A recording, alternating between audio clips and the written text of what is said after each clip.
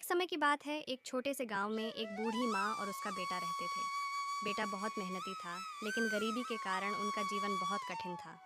माँ दिन रात घर का काम करती और बेटे को समझाती रहती कि उसे मेहनत से ही सफलता मिलेगी। माँ, मैं चाहता हूँ कि हम दोनों अच्छा जीवन जी सकें। मैं ज्यादा पैसे कमाना चाहता हूँ। माँ ने अपने बेटे को प्यार से देखा और कहा, बिल्कुल बेटा, मेहनत से ही सफलता मिलती है। लेकिन याद रखना, इंसान का दिल साफ होना चाहिए। पैसा कमाना अच्छी बात है, पर इंसानियत से कभी समझौता मत करना। और बेटा पैसा कमाने के लिए शहर चला गया और कई सालों तक बहुत मेहनत की। उसने बड़ा व्यापार शुरू किया और अच्छा खासा पैसा कमाया। लेकिन उसने माँ की बातें भुला दी। वह खुद को बड़े शहरों में खो चुका था और अपनी माँ को अक्सर नज़रअंदाज करता था। एक दिन उसकी माँ बीमार हो गई। बेटे को खबर मिली तो वह जल्दी से घर लौटा।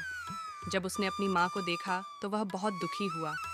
माँ के चेहरे पर मुस्कान थी, लेकिन वह कमज़ोर हो चुकी थी। माँ ने कहा, बेटा तुमने मेरे लिए बहुत मेहनत की और मुझे गर्व है तुम पर।